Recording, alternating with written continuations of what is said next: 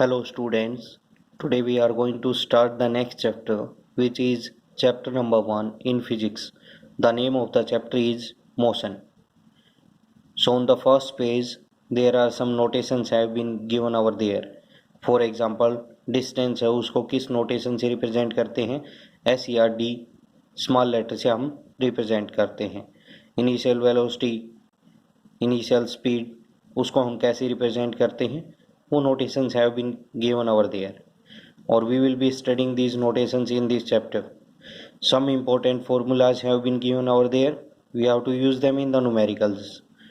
इन formulas को हमें numerical से उसमें use करना है. So just we are going to study one by one in this chapter. One by one हम इनको study करेंगे.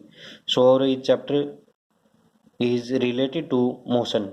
What do you mean by motion? Motion क्या होता है? कब हम किसी ऑब्जेक्ट को कह सकते हैं it will be in the state of rest और in motion, that we are going to study.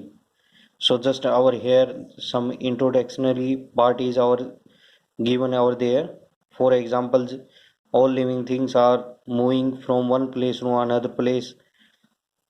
Our legs have been moving, our body have been moving from one place to another place. Plants have been growing. So these types of things will be showing motion in them, that we are going to study. So the most important one is the what do you mean by the motion. Motion क्या होता है and what do you mean by the rest. किसी object को हम कब कहेंगे it will be in motion or it will be at rest. So we are going to study about the state of rest and motion. What is rest? Whenever we can say about the objects. Objects क्या होते हैं? Anything that has mass and occupies space are known as objects. सभी matters को हम object category में लेके आते हैं, whether it is animals, any living thing और dead things. So whenever we have to say the body or object is said to be at rest. A body is said to be at rest if it does not change its position with respect to a fixed point in its surrounding. किसी भी body है उसको rest पे कहेंगे जब उसकी position है वो चेंज नहीं होती with respect to some fix point in its surrounding. जैसे कि उसके सराउंडिंग में किसी फिक्स पॉइंट को लेते हैं. इन जनरल हम फिक्स पॉइंट है उसको टाइम लेते हैं. प्रैक्टिकल्स में भी हम टाइम का मेजरमेंट यूज करते हैं. So a body is said to be at rest whenever it position does not change with respect to time. यदि टाइम के रेस्पेक्ट बॉडी है उसकी पोजीशन चेंज नहीं होती, then we can say that it will be at rest. For example, we will be having this pencil. After 1 second it will be over there, you can see. After 2 hours it will be over there. It means it does not changing its position with respect to time. इसकी position वो change नहीं हो रही. That means we can say that this object is at rest. Next one is what is mean by a body in motion. Motion में object है या body उसको कब कहेंगे वो मोशन में है. whenever the object or body change its position with respect to या continuously with respect to a fixed point in its surrounding is known as an object in motion. Object motion में कब होगा? For example ये हमारे पास pencil है, same objects we are referring. After 1 hour या 1 minutes we will see the position of this pencil will be going to change. After 1 second we will see the position of pencil also will change. It means it will be changing its position continuously with respect to time या fixed point. That's why the pencil is said to be in motion. For example, यहाँ से इसने position change की pencil ने, सो इसलिए हमने इसको क्या कहा, it will be in motion. So first for example यदि हमारी पेंसिल है ए पॉइंट से बी पॉइंट पे मूव हुई है, so in between these points it will be in motion. At point B point पे आने के बाद ये फिर से कहाँ पे आ गई, रेस्ट पे. Whenever we will be moving from B to A it will be in motion. That means whenever this pencil or object change its position with respect to time it will be in motion. Whenever it does not change its position with respect to time it will be said in rest में कहेंगे. Next one, why are the states of motions are considered relative. States of motion है या rest है, उनको हम relative क्यों कहते हैं? इसके लिए we will take just a simple example लेते हैं। We will take the example of the moving bus. For example, ये ऑब्जेक्ट एक मूविंग बस है विद सर्टेन वेलोसिटी, मूव हो रही है। This is a certain object या certain, for example we will take this is a bus which is moving with certain velocity के साथ move होने लग रही है। You are sitting with your mother, आप अपनी मदर है उसके साथ अंदर बैठे हुए हैं। तो आपकी मदर के रेस्पेक्ट आपकी जो पोजीशन है वो चेंज नहीं हो रही। That means you are at rest with respect to your mother. But यदि आपके फादर फॉर एग्जाम्पल आउटसाइड खड़े हुए हैं और ये बस मूव होने लग रही है, with respect to your father you are in motion, क्योंकि बस मूविंग बस है मीन्स आपकी पोजीशन चेंज हो रही है। That means you are in motion. So with respect to your mother who is sitting inside the bus, you are at rest, but alongside road side your father are standing over there.